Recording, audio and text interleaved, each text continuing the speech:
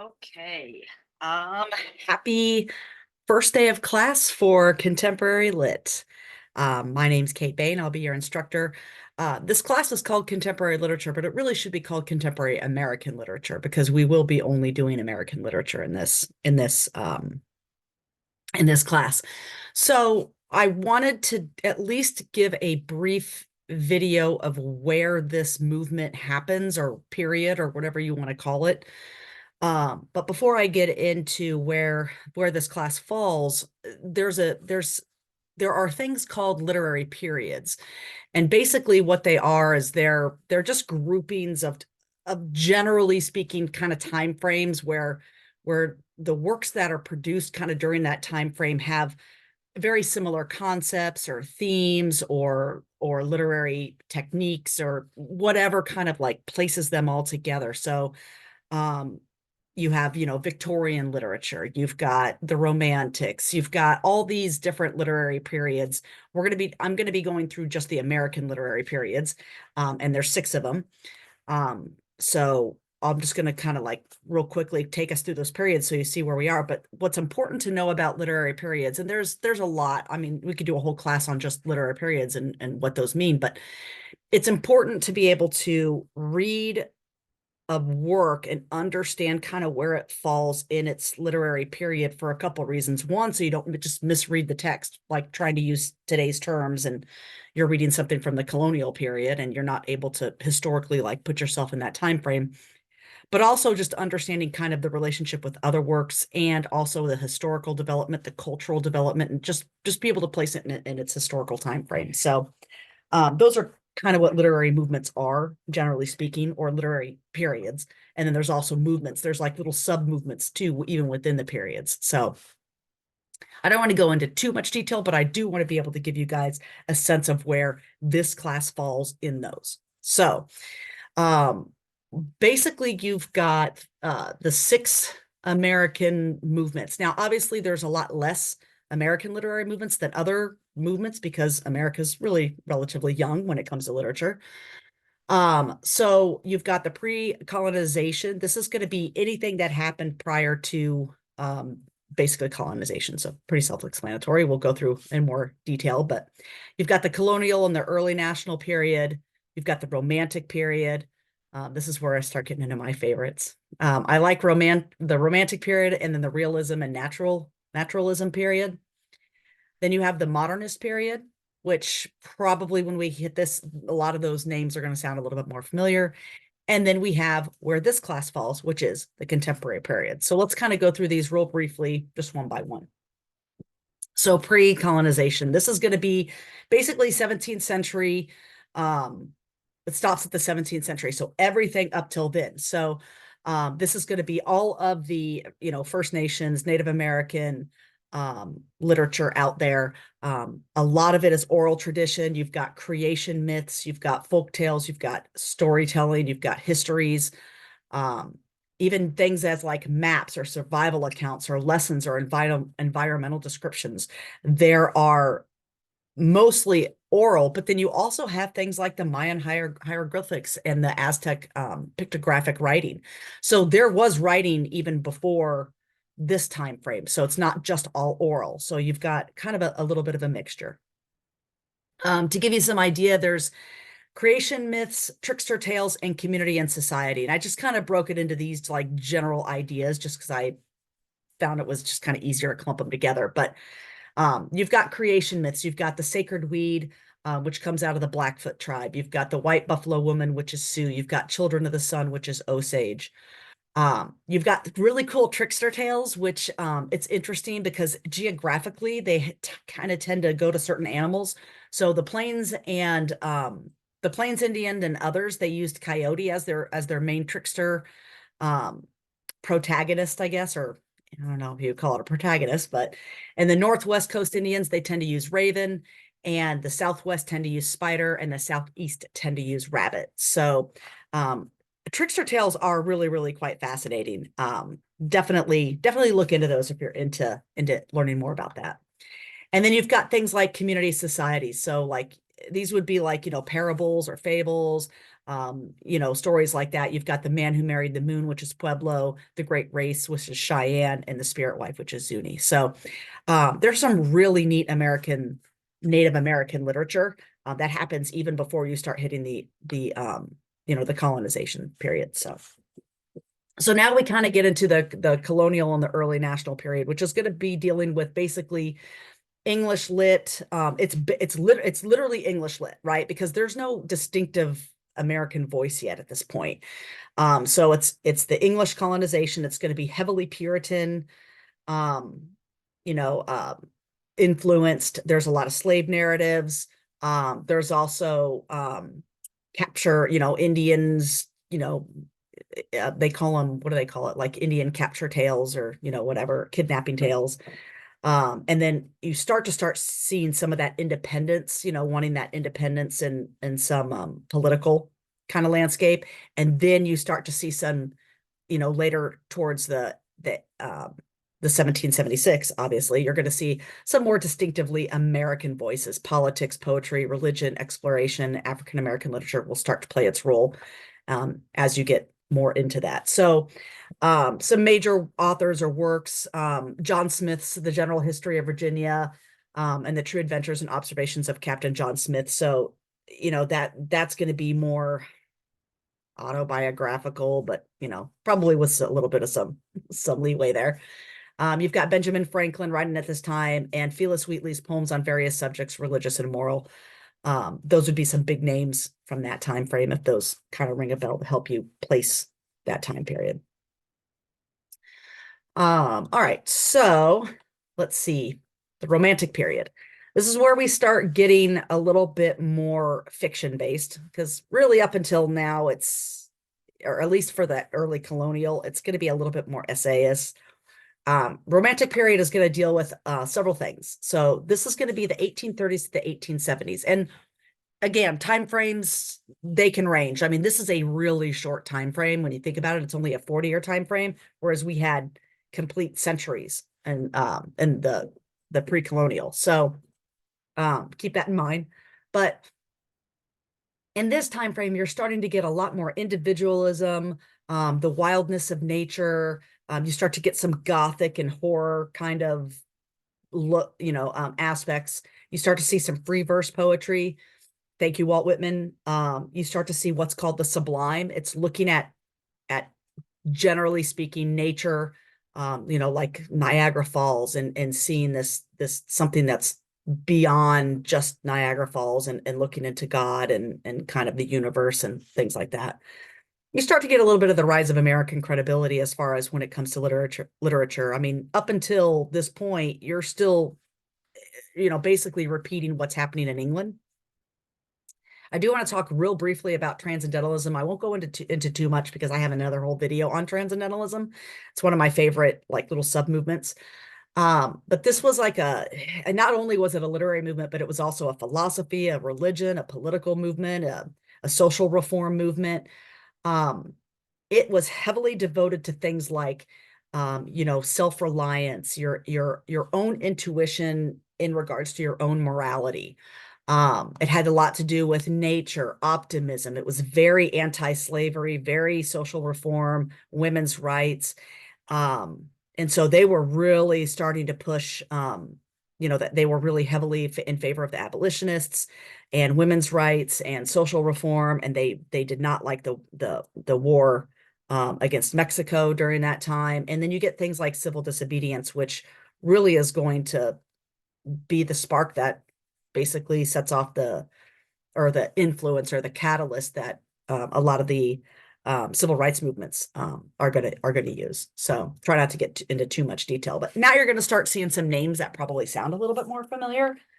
As far as Gothic, and you've got Edgar Allan Poe, you've got Nathaniel Hawthorne, you've got Herman Melville. So Nathaniel Hawthorne, that's Young Goodman Brown, Scarlet Letter, Herman Melville's Moby Dick. These names are going to start sounding a little bit familiar. These are the transcendentalists. You've got Emerson, Henry David Thoreau, Margaret Fuller, and Walt Whitman. Those were your big four transcendentalists. But even then, Emily Dickinson and Louisa May Alcott also were transcendentalists. they heavily influence American literature really from their onset. So um, I'll post my video about transcendentalism later in the class, but and then of course you've got Harriet Beecher Stowe, which is a big one. So those are some names for that period. Realism and naturalism. This is where you start to see again another really short time frame, right? This is another 40-year time frame.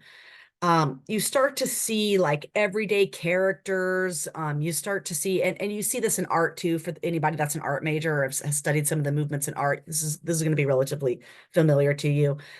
You're really looking at the world in a much more realistic and natural way. The big difference between realism and naturalism, without getting into too much detail, is realism tends to be a little bit more optimistic, whereas naturalism tends to be a little bit more pessimistic.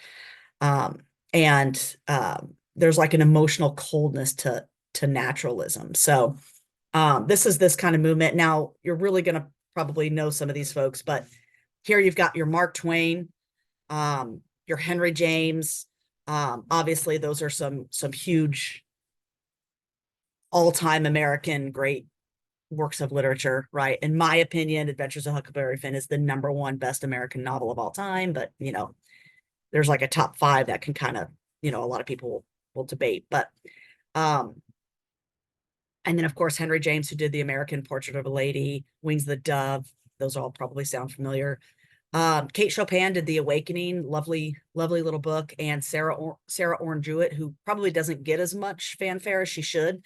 But her big novel was Country of the Pointed Firs, but she was really more of a short story novelist.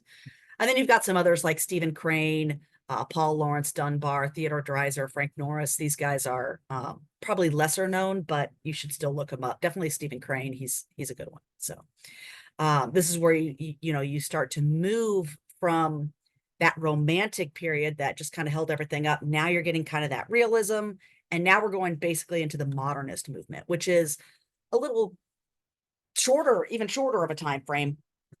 But what's important to note is that there's some historical things, and you start to, what defines a literary movement or a literary period. A lot of the times there's like some kind of big catch-all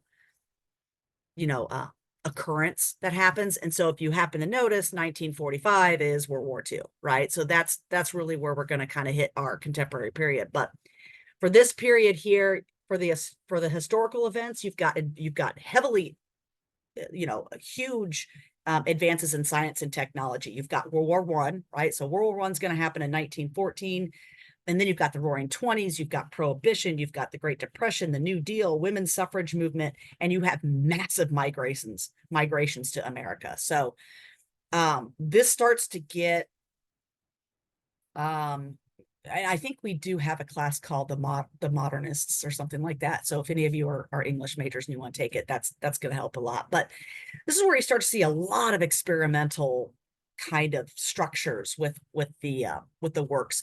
You've got a heavy sense of disillusionment and loss, obviously, from look at all the time that the times are just changing so quickly that people can't really handle it. So you've got things like multiple perspectives, you've got stream of consciousness, you've got inner dialogues, you've got confessional poetry and confessional works, you've got absurdity. You have a lot of different things kind of going on.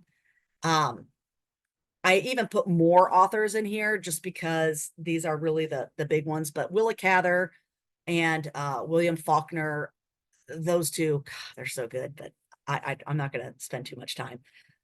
Great Gatsby, Hemingway, Fitzgerald's Great Gatsby and Ernest Hemingway. These are probably your two big ones that most people kind of associate with this time period. And you think about the Great Gatsby, historically speaking, obviously, that's a big one with, kind of what we talked about in the historical part. John Steinbeck, of Mice and Men, Grapes of Wrath, Zora Neale Hurston's Their Eyes Were Watching God. Heavily recommend reading that at some point. Edith Wharton, for those of you that watch something like The Gilded Age, or I think it's called The Gilded Age, there's like a show on Netflix or something. This is that time frame in New York where you've kind of got that Victorian set up here in New York and American, and you've got new money versus old money and all that good stuff. Richard Wright's Native Son, is a big one. As far as poets go, you've got E. E. Cummings, Robert Frost, Langston Hughes, who's a Midwestern poet. He's from Kansas and Missouri. Edna St. Vincent Millay, Ezra Pound, Carl Sandburg, and William Carlos Williams. Some of probably the best poets of all time in this little time frame. And then as far as plays or screenplays go, you've got Thornton Wilder's Our Town and Eugene O'Neill's Long Day's Journey into Night, for those of you that are a little bit more into the drama side of things. So, all right. So now we're at our period, right? So this gives you a little bit of a buildup to where we're going to be, the works that we're going to be studying now. So the works that we're going to be studying is basically 1945 to the present. And when you think about it, there is I mean, if we thought that last period had a lot of historical events, this one is even more, right? We're going all the way from World War II to COVID, which is a long time frame. I mean, it's 1945 to present. It doesn't seem like that's long, but it is. What is that? 50, 70s, like what, 80 years or so? And I don't know when we're going to be. I mean, this is the time frame that we're supposedly in right now. And maybe, in hindsight, maybe there's a different time frame that happens when the 2000s occur or when 9/11 occurs. Maybe that is the catalyst for a new literary movement. I'm not sure. We're kind of in it right now, so it's hard to pull ourselves out and understand where we're at. But you've got World War II, you've got the Civil Rights Movement, Women's Rights Movement, you've got the Cold War, you got the Korean War, you got the Vietnam War, a lot of wars. You've got the collapse of the Soviet Union, you have the whole nuclear arms race, you've got the Challenger explosion, and basically the space race. You've got the Gulf War, then you have 9/11, invasion of Iraq, you have the 2008 financial crisis. Then you start getting other movements like Me Too, Black Lives Matter, and then COVID, right? So that's a lot. That's a lot of social upheaval as well.